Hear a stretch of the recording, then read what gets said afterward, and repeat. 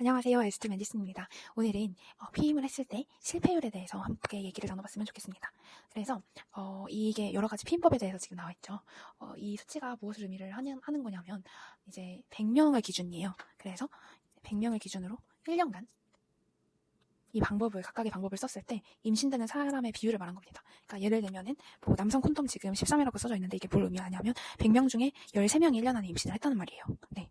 그래서 이제 피임법을 전혀 사용하지 않는 사람들의 경우에는 이제 일반적으로 85명, 100명 중 85명 이 임신이 됐다는 거고, 그리고 자연주기법 질외사정을 사용한 사람들은 일반적으로는 20명에서 23명, 100명 중에 근데 완벽히 이 자연주기법과 질외사정을 사용했을 때는 3명에서 4명 정도가 있겠습니다. 이거는 이 둘의 차이가 되게 크죠. 풀 수밖에 또 없는 방법이기도 하고요. 그리고 이제 남성용 콘돔을 사용한 사람들의 경우에는 100명 중에 13명이 이제 임신이 됐고, 일반적으로는 이 콘돔을 완벽하게, 그러니까 일반적으로는 이제 여러 가지 여러 가지 일들이 있을 수 있잖아요. 뭐 콘돔이 찢어질 수도 있고, 막 뒤집어질 수도 있고, 안에 들어갈 수도 있고, 그러니까 이런 수치가 나온 거고, 또 완벽히 사용해도 그런 일이 발생을 할 수 있죠. 그러니까 완벽히 사용하고 안 하고의 차이가 남성용 콘돔도 있는 편입니다. 그리고 여성용 콘돔 같은 경우에도 이제 일반적으로는 21명, 100명 중에 21명, 그리고 완벽히 했을 때는 100명 중에 5명. 그리고 복합경구 피임제 같은 경우에는 일반적으로는 7명, 그리고 완벽히 사용을 하면 0.3명 정도 되겠습니다. 아마 일반적인 경우에 그런 실수나 뭐 빼먹고 이런 것들도 다 포함이 됐을 것 같아요. 그리고 이제 구리 IUD 같은 경우에는 일반적으로 0.8명, 완벽히 0.6명, 네, 이렇게 쭉쭉쭉쭉 이렇게 다 써져 있는데요. 그래서 이제 장기 지속적인 피임, 롱 액팅이 이제 그리고 영구 피임, 이게 되게 낮은 실패율을 보였죠. 네, 그래서 이제 롱 액팅 리버서블 컨트라셉션 같은 경우가 되게 낮은 피임률을 보였는데, 예를 들면 이런 게 있어요. 그 영구 피임도 그렇고 피아사비 프로게스틴, 네, 이것도 되게 장기 지속적인 피임이죠. 이게 0.1%였고, 또 레보노르게스트를 자궁에 삽입하는 이제 IUD 같은 거, 이런 것도 0.7이죠. 그리고 완벽하게 했을 땐 0.5였어요. 그리고 구리 IUD 0.8이고 0.6이었죠. 네, 그리고 여성 불임 수술이나 남성 불임 수술, 네, 이것도 되게 낮았고요. 그래서 이런 것들이 되게 낮은 실패율을 보였고, 그 다음이 이제 복합 경구 피임제가 7% 정도였고, 그리고 효과가 낮은 거는 상대적으로 낮은 거는 남성 콘돔, 여성 콘돔, 그리고 자연주기법 질외 사정이 이제 20에서 23%였고 일반적으로, 그리고 아예 피임법을 사용하지 않았을 때가 85%입니다. 네, 이거를 대략적으로 느낌을 아시면 좋을 것 같고요. 그래서 이제 왜 그 자연주기법이나 질외사정 같은 경우에는 좀 왜 실패할까요? 네, 실패하는 이유가 이제 배란에 오차가 있을 수 있고, 또 정자가 며칠간 생존하는 걸로 우리가 알고 있죠. 네, 정자가 5일간 생존을 해요. 네, 그리고 또 이제 쿠퍼에게 어떤 소량의 정자가 남아있는 가능성이 있기 때문에 이런 거를 고려를 해서 생각을 해야 되고, 그리고 이제 되게 뭐 일정이나 체온, 점액 관찰, 이런 어떤 철저한 교육이 있어야지 이런 자연주기법이나 질외사정은 완벽 사용 수치에 근접을 할 수 있습니다. 네. 그렇게 했을 때가 이제 100명 중에 3, 4명이 됐었던 거고요. 콘돔 같은 경우에는 이제 아까도 말씀드렸지만 뭐 거꾸로 착용한다거나 찢어진다거나 뭐 미끄러지거나 뭐 착용을 좀 늦게 한다거나, 네, 아니면 뭐 여러 가지 라텍스가, 예를 들면 뭐 되게 유성 윤활제 같은 걸 사용을 해서 라텍스가 손상이 된다거나 이런 이유들이 있겠죠. 그런 이유들이 이런 수치를 만든 것 같고, 이제 이 콘돔의 장점이 뭐냐면 유일하게 STI 예방에 효과적이에요. STI가 이제 성매개 감염이거든요. 네, 그래서 그 성매개 감염 예방에 되게 유일하게 효과적인 게 콘돔입니다. 네, 그래서 콘돔은 네,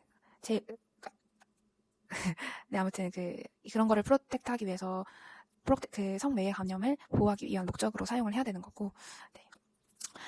그리고 이제 제일 좋은 거는 그쵸, 결혼생활 안에서 성생활을 하는 게 가장 안전합니다. 그리고 이제 그 팁 부분에 이제 끝부분에 공기를 빼고 사용을 해야 돼요. 그거를 공기를 빼고 콘돔을 씌워야 되는 거고, 그리고 유성 윤활제를 사용하면 안 되고 수용성 윤활제를 사용을 해야 합니다.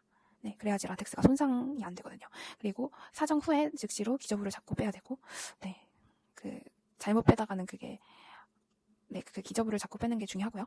그리고 이제 복합 경구 피임제 같은 경우에는 실패율이 7%이고 완벽하게 했을 때가 0.3%인데 이게 좀 실수에 민감해요. 그래서 뭐 복용 시간을 아까 말씀드렸던 것처럼 누락했다거나, 뭐 구토 설사가 있다거나, 뭐 그런 효소 유도 약물, 뭐 림팜핀이나 일본 향경련제 같은 거, 네, 그런 거에 대한 이런 상호작용이 있는 경우에 실패를 하기도 하고요. 그리고 이제 장점은 이제 생리통이나 출혈이 이 복합경구 피임제에 의해서 감소할 수 있다는 거죠. 그리고 뭐 여드름을 개선한다거나 그런 주기 조절을 하는 그런 장점까지도 딸려온다는 게 장점이겠고, 이제 매일 같은 시간에 이제 알람 설정을 해서 먹고 이런 게 중요해요. 그래서 그리고 누락을 했을 때는 지침대로 추가 복용을 하고, 이거 플러스 이제 백업으로 콘돔까지 사용했을 때 그 피임 확률이 되게 높아집니다. 그리고 이제 IUD 같은 경우에는 이게 자궁내 장치인데, IUD는 두 가지가 있죠. 구리 IUD랑 그 LNG 레보게스트렐 IUD 두 가지가 있는데, 구리 IUD 같은 경우에는 무호르몬이에요. 네. 그래서 이제 그 정자 독성 염증 반응으로 수정을 억제하는 방법인 거고, 이게 부작용이 좀 있는데 초기에 월경량이 되게 증가하거나 통증이 많이 있을 수가 있어요. 네, 그리고 이제 레보게스트렐 IUD 같은 경우에는 그 프로게스틴 그 국소적인 분비로 점액을 좀 이렇게 농후화하고 내막을 좀 억제하는 역할을 하죠. 그래서 출혈량도 감소시키고 생리통도 완화되고 또 일부는 월경이 없기도 하고 그런 장점이 있고요. 좀 여성으로서 좀 편리하니까 그게. 그리고 공통적으로 이 두 가지는 되게 효과적이에요. 그래서 그 임신은 드물지만 발생할 수 있거든요. 근데 이게 이렇게 드물게 임신이 발생할 수 있는데 안 좋은 점이 뭐냐면 그 자궁 외 임신 비율이 좀 상대적으로 높을 수 있어요. 그래서 이런 IUD를 착용을 하고 막 되게 통증이나 출혈이 막 있을 때 즉시로 진료를 봐야 합니다. 이게 자궁 외 임신 비율이 상대적으로 높을 수 있는 방법이기 때문에. 하지만 매우 효과적인 공통점이 있다, 이렇게 알고 있으면 될 것 같고, 그리고 이제 그 임플란트 피아사피 프로게스틴 같은 경우에는 되게 실패율이 0.1%예요. 진짜 뭐라고 하지? 실패율이 거의 없죠.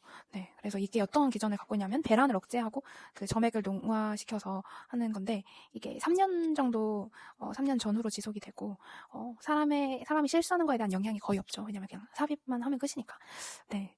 그리고 그 단점이 뭐냐면 초기에 좀 부정출혈이 좀 빈번할 수 있어요. 근데 또 시간이 지나면 호전이 된다고 합니다. 그리고 마지막으로 이제 불임 수술이 있었는데, 네, 이게 이제 여성이 0.5%, 남성이 0.15였죠. 네, 완벽하게 했을 땐 0.10%였고, 그래서 이거는 이제 영구적이에요. 그쵸? 영구적이고, 남성은 이제 수술한 다음에 완전 무정자까지 수주에서 수개월이 좀 걸려서 백업이 필요하고, 드물게는 조금 이제 재계통의 가능성이 있죠. 네. 그게 무슨 말이냐면, 이게 그 정관 수술을 하잖아요. 그러면은 이제 그 정관을 이제 잘라가지고 막아버리는 수술이잖아요. 근데 되게 신기하게도 드물게 이렇게 잘라냈던 정관이 시간이 지나면서 다시 이어져서 통로가 생기는 경우가 있대요. 그래서 그거를 이제 재계통이라고 하고, 그래서 리카널리제이션이라고 하고, 이렇게 되면 다시 정자가 정액으로 섞여 나올 수 있고 임신이 또 가능해질 수 있겠죠. 네, 그렇게 알고 있으면 될 것 같습니다. 네,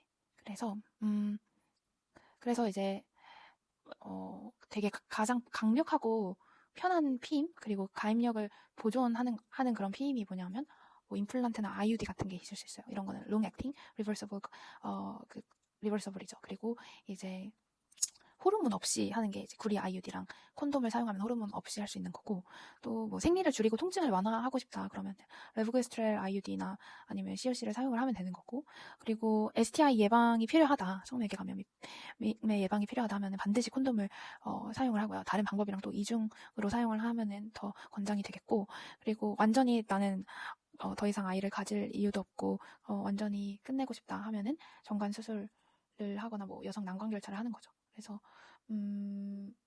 근데 정관 수술을 조금 더 추천하는 이유가, 왜냐면 그냥 효과나 안정성이나 비용적인 측면에서 일반적으로 남성에 좀 유리한 측면들이 많아요. 그래서 정관 수술이 추천이 됩니다. 그래서 이제 그 실패를 줄이기 위해서, 피임 실패를 줄이기 위해서는 이중으로 하는 게 당연히 좋겠죠, 그렇죠? 뭐 예를 들면은 약물 복용할 때 콘돔과 같이 한다거나, 그리고 그 알약 복용을 누락했을 때 즉시로 지침대로 보충을 하고, 또 일주일간 또 콘돔을 같이 사용하거나 콘돔이랑 같이 사용해서 그 확률을 줄이는 것도 좋습니다. 그리고 이제 약물에 대한 어떤 상호작용이 의심이 되면은 또 백업을 할 수 있고, 콘돔 같은 경우에는 처음부터 끝까지 사용을 하고, 또 그런 유성이 아니라 수용성 윤활제를 사용하는 게 중요하겠죠. 라텍스 손상이 가지 않도록. 그리고 이제 IUD나 임플란트 시술 후에는 이제 어떤 증상들이 있을 수 있잖아요. 예를 들면 뭐 심한 통증이라던가 막 열이 난다거나 아니면 뭐 분비물에서 악취가 난다거나 임신이 의심된다거나 하면은 즉시 진료를 받는 것이 또 실패를 줄이는 데 기여를 할 수 있겠죠. 네, 그래서 네, 마무리를 하자면 실패율이 가장 낮은 거는 임플란트, IUD, 정관, 난관 수술이다. 그리고 알약이랑 콘돔은 완벽히 사용하면 너무 좋지만 좀 현실적인 실수가 많아서 실패율이 올라간다는 거. 그리고 STI 예방은 콘돔만 가능하다. 그래서 다른 방법이랑 함께 쓰면 안전성이 되게 크게 증가한다. 네, 그렇습니다. 이런 것들을 알고 올바른 성생활을 한다면 좋겠습니다. 감사합니다.